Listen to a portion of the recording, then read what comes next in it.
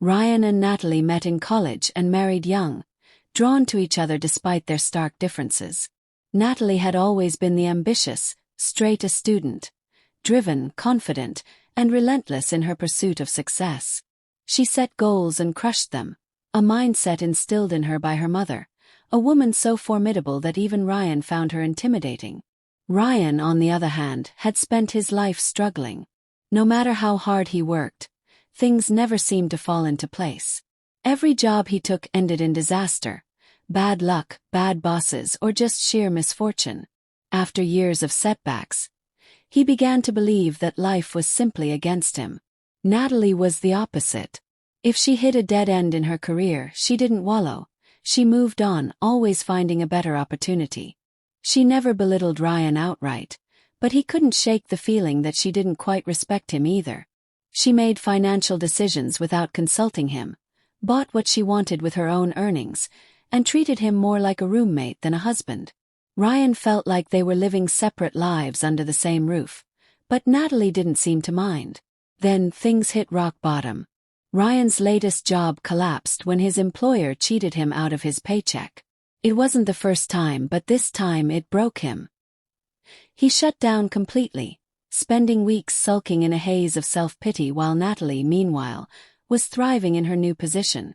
Desperate for a break from his spiraling thoughts, Ryan met up with his childhood friend Matt, the one person who could always make him laugh. Over drinks, Ryan vented about his frustrations, about Natalie's success, about feeling invisible in his own marriage. Matt chuckled and leaned in. "Dude, you just need to get her pregnant," he said, smirking. "Once she's on maternity leave, she won't have time for all this career crap. You'll finally be the one calling the shots." Ryan mulled it over. He thought about the husbands he knew. None of them complained about being sidelined in their marriages. Having a baby seemed like a natural next step. He'd always hesitated before because he wasn't sure he could support a family, but now he was done letting his insecurities hold him back. That night, he brought it up to Natalie, but she brushed him off. "My career is just taking off," she said. "We'll think about kids later." Her tone made his blood boil. She spoke to him like he was some clueless child. That's when he decided to take matters into his own hands. Natalie had a small pill case she carried in her purse, a mix of vitamins and birth control.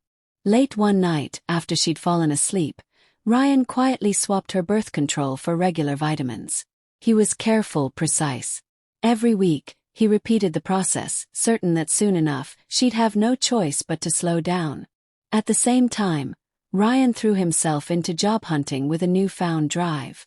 Finally, luck turned in his favor. He landed a stable job with good pay and an official contract. No more unreliable gigs. For the first time in years, he felt confident about the future. But then Natalie's behavior changed. She was still working late, but instead of coming home energized, she seemed emotionally drained. One moment she was warm and affectionate, the next cold and distant. She was irritable, moody, and, to Ryan's frustration, completely disinterested in intimacy. He grew anxious. This wasn't how things were supposed to go. One evening as he walked home, Ryan noticed a sleek, expensive car parked outside their apartment. Behind the wheel sat a distinguished-looking man in his mid-40s, talking on the phone. Their eyes met, and the man gave Ryan a long, unreadable stare before turning away. Something about it sent a shiver up Ryan's spine. As he stepped into their apartment, his confusion deepened. Shopping bags were strewn across the floor, and near the bedroom door stood their large red suitcase, the one they'd used for their honeymoon. His stomach twisted. Then he heard Natalie's voice from the kitchen. "Sit down," she said calmly, motioning to the chair across from her. Ryan hesitated, then obeyed. The tension in the room was suffocating. "Why'd you switch my pills?" she asked, her voice cold and steady. Ryan's breath caught in his throat. His mind raced, but he couldn't come up with an excuse fast enough. I just wanted to start a family," he stammered. "We've been married long enough, but all you ever do is focus on work." Natalie let out a bitter laugh. Well, congrats, she said, her eyes like ice. You got your wish. I'm pregnant. For a split second, a flicker of triumph surged through Ryan, until she spoke again. But the baby's not yours. His world tilted. I'm not raising a child with a loser like you, she continued, her tone laced with disgust. I'm leaving. My stuff is already packed. Ryan shot to his feet, his pulse pounding. Wait, Peter. Your old boss. He clenched his fists. So you've been cheating on me this whole time?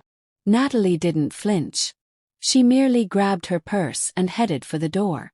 Ryan's body shook with rage, but before he could explode, he saw him. Peter. The man from the expensive car stood in the doorway, exuding quiet authority. He'd clearly come to ensure Natalie's exit went smoothly. Ryan wanted to lash out, to scream, to throw a punch. But what was the point? The damage was already done.